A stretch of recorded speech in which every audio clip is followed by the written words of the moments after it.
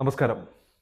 ഒരു Congress M P ബി.ജെ.പിയിലേക്ക് ചാടാൻ പോകുന്നുവെന്ന് ഡൽഹിയിലെ ഒരു ഇംഗ്ലീഷ് പത്രം റിപ്പോർട്ട് ചെയ്തതിന് പിന്നാലെ ശശി തരൂരിനെ പോയിന്റ് ചെയ്തുകൊണ്ട് ചില ചർച്ചകളും യോഗങ്ങളും ഇപ്പോൾ നടക്കുന്നുണ്ട്.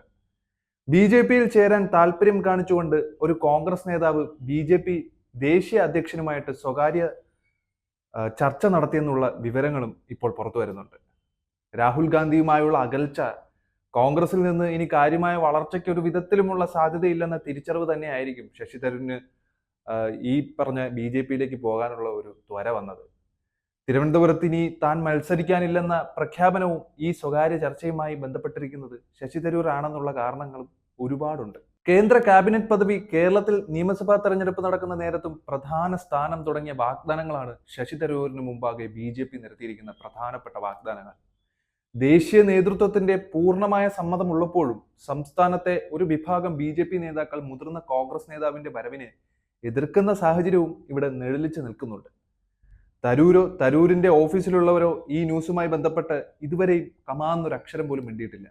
മാത്രമല്ല, തിരുവനന്തപുരത്ത് ഒരു വിഭാഗം കോൺഗ്രസ് നേതാക്കളും സമൂഹ മാധ്യമ കോർഡിനേറ്റർമാരും യോഗം ചേർന്ന് ഈ കാര്യം രഹസ്യമായി പിന്നെയും ചർച്ച ചെയ്തു എന്നുള്ള വാർത്തകളും പുറത്തു വരുന്നുണ്ട്. ഈ ഒരു യോഗവുമായി ബന്ധപ്പെട്ട് തരൂരിന്റെ ഡൽഹിയിലുള്ള ഓഫീസിൽ നിന്ന് വിവരം അന്വേഷിക്കാൻ ശ്രമിച്ചിരുന്നുവെന്നും അറിയാൻ കഴിയുന്നുണ്ട്. കുറച്ചു നാളുകൾക്ക് മുമ്പ് ഇത്തരത്തിലുള്ള ചർച്ചകൾ നടന്നിട്ടുണ്ടെന്നുള്ള കാര്യം തരൂരിനോട് മാധ്യമങ്ങൾ ചോദിക്കുമ്പോൾ അത് അദ്ദേഹം നിഷേധിക്കുന്ന സാഹചര്യമാണ് ഉണ്ടായിട്ടുള്ളത്. അദ്ദേഹത്തിന്റെ കാലാകാലങ്ങളായുള്ള സെക്യുലർ നിലപാടും പുസ്തകങ്ങളും ചൂണ്ടിക്കാണിച്ചാണ് ഇതിനെ തരൂർ ചെറുത്തു നിർത്തിയത്. എന്നാൽ കോൺഗ്രസ് ദേശീയ നേതൃത്വവുമായുള്ള പിണക്കവും കേരളത്തിലെ നേതൃത്വവുമായി ഒരു വിധത്തിലും യോജിക്കാൻ കഴിയാത്ത സാഹചര്യവുമാണ് തരൂരിനെ ഒന്ന് മാറ്റി ചിന്തിപ്പിക്കാൻ ബി.ജെ.പിയിലേക്ക് ചേക്കേറുവാൻ ഉത്സാഹിപ്പിക്കുന്നതെന്ന് കോൺഗ്രസിലെ ചില നേതാക്കന്മാർ തന്നെ വ്യക്തമാക്കുന്ന കാര്യമാണ്. ശശി തരൂർ ബി.ജെ.പിയിലേക്ക് പോകുമെന്ന കാര്യം വളരെ സിമ്പിളായിട്ട് തള്ളിക്കളയാൻ കെ സുധാകരനും വി.ഡി സതീശനും രമേശ് ചെന്നിത്തലയും ഉൾപ്പെടെയുള്ള നേതാക്കൾ ശ്രമിച്ചുവെങ്കിലും ഇനി എങ്ങാനും ശശി തരൂർ ബി.ജെ.പിയിലേക്ക് മറുകണ്ഠം ചാടുമെന്നുള്ള പേടിയിലാണ് അവർക്കിടയിലും ഉണ്ടായിക്കൊണ്ടിരിക്കുന്നത് എന്നതാണ് ഒരു വസ്തുത.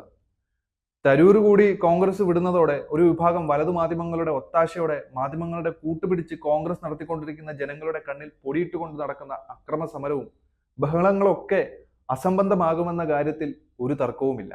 അല്ലെങ്കിൽ തന്നെ അസംബന്ധവും പൊരുത്തക്കേടുകൾ നിഴലിച്ച നിലപാടും പ്രസ്താവനകളും ഒക്കെ ആയിട്ടാണ് കോൺഗ്രസ് രാഷ്ട്രീയ മുഖത്ത് പിടിച്ചു നിൽക്കുന്നത്. ഇതും കൂടി ആവുമ്പോൾ കോൺഗ്രസിന്റെ രാഷ്ട്രീയ ഭാവി കേമമായിരിക്കും.